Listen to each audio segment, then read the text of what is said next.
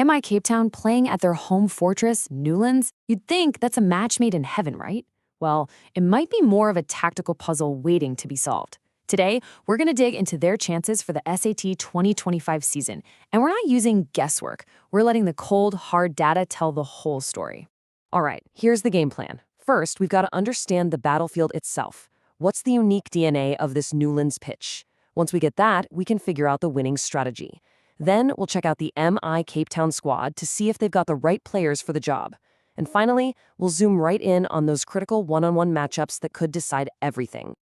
Right then, let's start with the ground. Before we can even talk about the team, we have to understand the pitch. What is it about Newlands that makes it such a tricky puzzle for pretty much every team that plays there?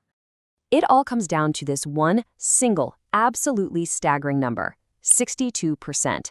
That's the win rate for teams that bat second at Newlands. Now, this isn't just a slight edge. It's a massive statistical fact that completely defines cricket at this ground. The data is basically screaming at you. If you win the toss here, you bowl first. So, why is chasing so dominant? Well, this table gives us a massive clue. Just let your eyes drift down to that median number. The typical score for a team batting first is just 7.85 runs per over. In the world of T20 cricket today, that's a score that has you sweating. It just proves that setting a really big, scary total at Newlands is incredibly tough. So the key takeaway here is you can't just bully this pitch. Like it says, anything below about 7.8 runs and over is probably a losing score. But here's the catch. Trying to go ballistic in the power play to get ahead of the game often just backfires on you. This ground really rewards smart batting, not just brute force from ball one. And this slide, wow, it just lays it out perfectly side by side. When you're batting first, your typical run rate is 7.85. You're kind of guessing what a good score is. But then look at the team batting second. Their scoring rate jumps up to 8.60. Why? Because they have a clear target. Knowing exactly what you need to do just takes the pressure off and lets you play with so much more freedom. And this, right here, is the absolute core principle of playing at Newlands. Batting first is all pressure, but with no real idea of the reward. Batting second gives you total clarity and control. And that simple psychological difference, that is exactly why we see that huge 62% win rate for the team that chases. So, we know the what, chasing is king. Now for part two, let's look at the how. What's the actual blueprint for success here? If you want to win a match in Cape Town, what brand of cricket do you need to play? Okay, this is where things get really, really interesting. This table shows how batters do against different kinds of bowling.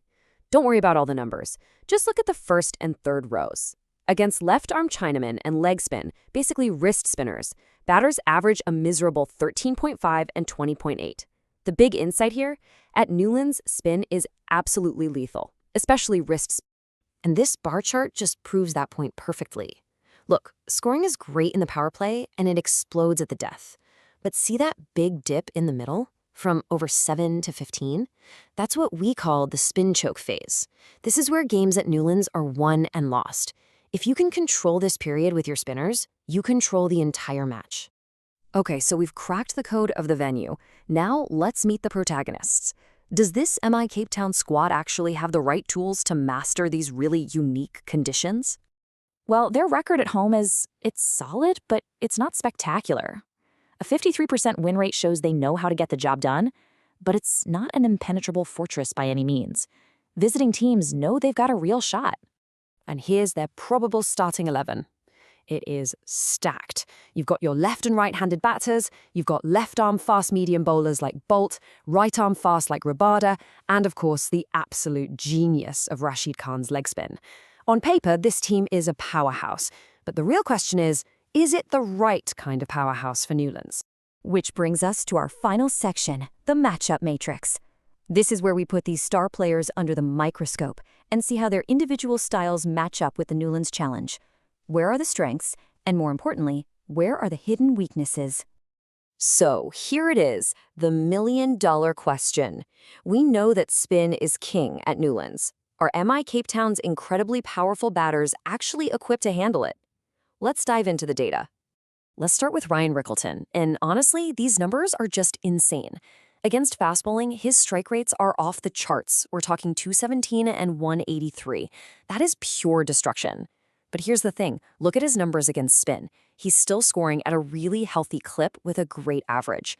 He looks like the complete package. No obvious weaknesses at all. Now for Rozzy van der Dussen. And this is a totally different story.